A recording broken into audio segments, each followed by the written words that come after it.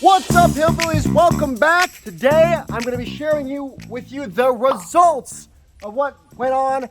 The frost has come and it has killed our sweet potatoes. All right, guys, by the end of the video, you're going to know what you can expect from 5-gallon buckets worth of sweet potatoes.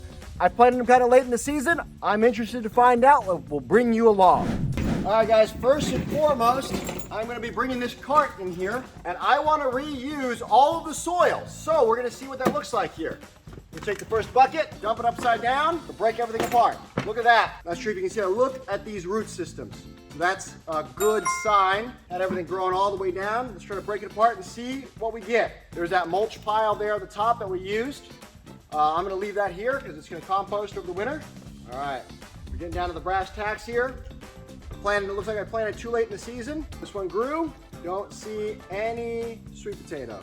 Well, we got one little guy there. All right, that's the first one. We'll see if we can compost that in place. We'll check it around in here. I don't think we're gonna get anything. Second one, let's check it out. All right, first one came through. Got all those roots growing down. Let's actually break it apart and find some sweet potatoes. And it looks like we don't have anything in bucket number 2 either. And again, we have that straw hay mulch layer on top. Should keep that in here. And let's see what's behind door number 3. And if this goes the way everything's gone so far, I'm going to say this is going to be a fail this year. Again, we see the root system, everything break apart, and again, you see little to no sweet potatoes. And remember, I planted these guys, I believe, in August of this year. So that is evidently a bad time to plant, to hope that it actually makes it in time. So, guys, we'll try again next year. I'm going to plant them way earlier in the season. I'm also going to be doing experiments with the 5-gallon bucket versus the larger 15-gallon buckets you can buy $10 from Home Depot. It was a complete and total failure this year. I got the empty buckets away. I've recycled the soil. It's composting over there so I can reuse it again very soon. But it was a complete and total failure for me this year. That does not mean you can't grow sweet potatoes in 5-gallon buckets. If you see right in the description, you're gonna see the Rusty Gardener in 2015 has proven it. You're gonna see some comparisons on the screen. You see that the Rusty Gardener had a whole bunch of stems coming out. He grew for the entire season and was able to put off more and more roots, and that's huge versus mine, very late in the season, only had one. It looks like it barely had time to establish itself as a vining plant prior to it getting knocked out. And again, this year we had a terrible drought. Not gonna blame things on the drought. I think it was me planting very late. If you have a better idea, let me know what I did wrong below. But guys, I'm gonna try this again next year.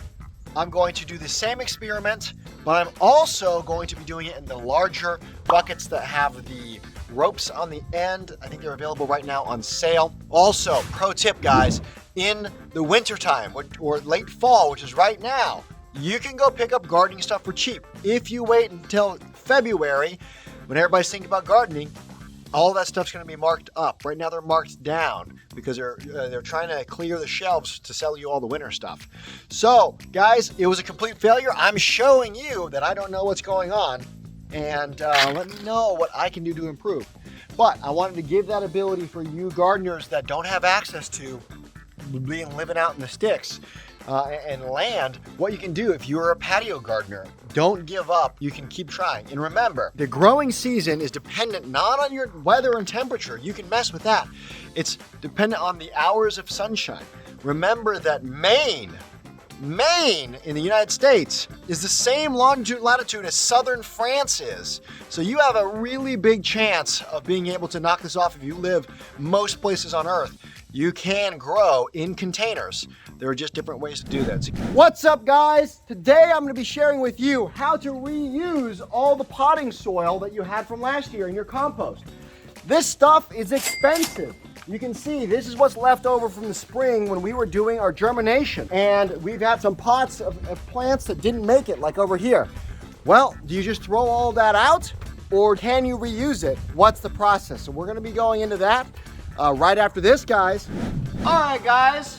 And so you guys just watched the video. You know about the fail that happened with the sweet potato. Question I have is, can you reuse all this potting soil, right? There's a lot of potting soil here. You've got what we mulched the top with, what's going on with there.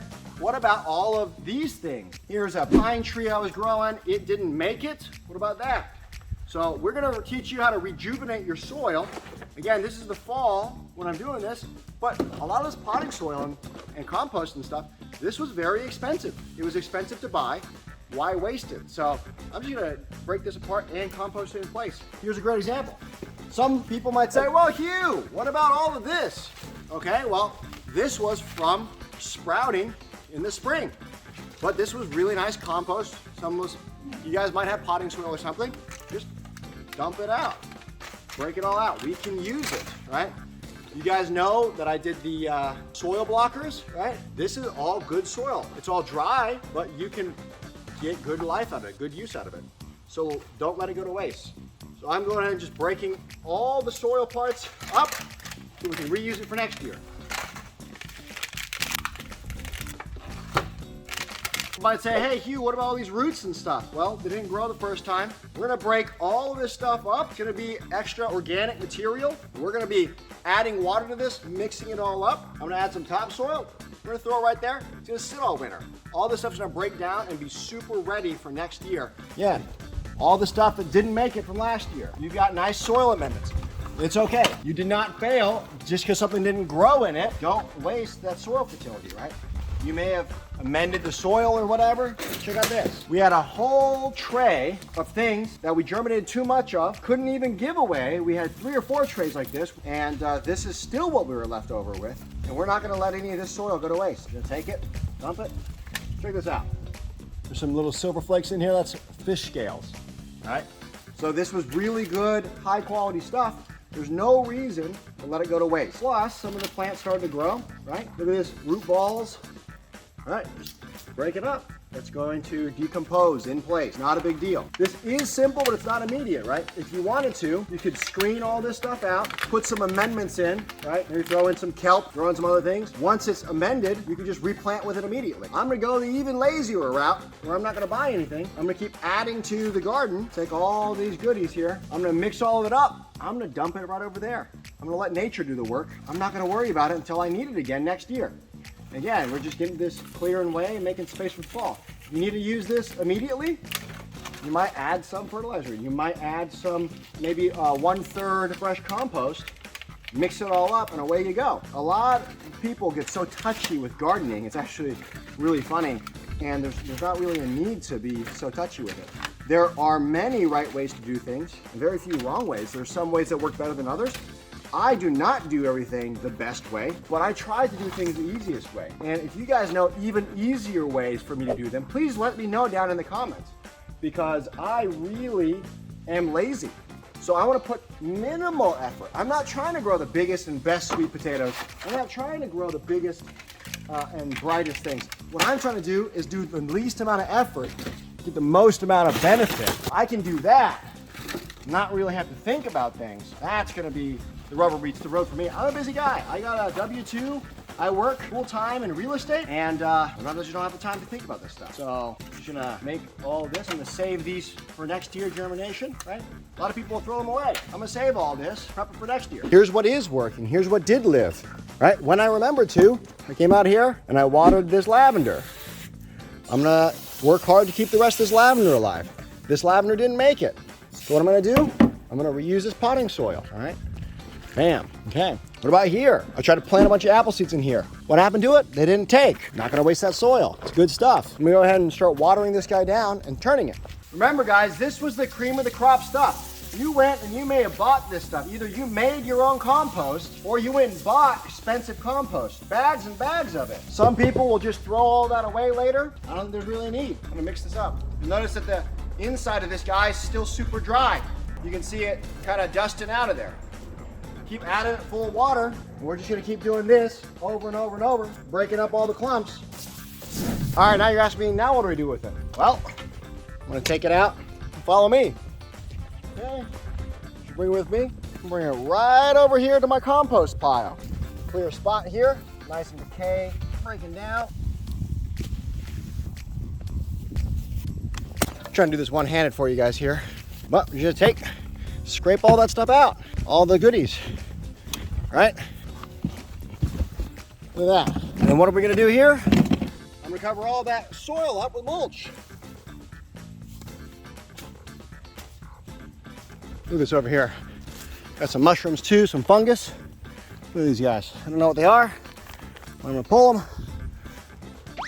throw them in the mulch pile. And last little bit here, take the hose, and we're gonna hose this guy down. Guys, that's pretty much it. I'm not really gonna be doing too much else. All right?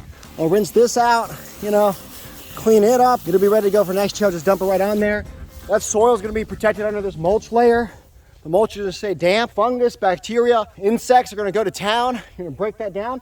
I'm gonna be able to peel this section apart next year, here in 4 months, in February or March, and I'm gonna have rich compost ready to go. And it's from last year's stuff, not even reusing anything. So if you have the ability to do this, a very cost-effective way, I try to do things with the least effort. Is this the best? No, absolutely not. Can you make better compost? Yes. But what are your inputs around this? How much more is it gonna cost? How much more effort? Guys, get out there, eliminate the struggle, fix what bugs you, and let me know what you want me to try. I'll go ahead and try it. Guys, we'll catch you next time.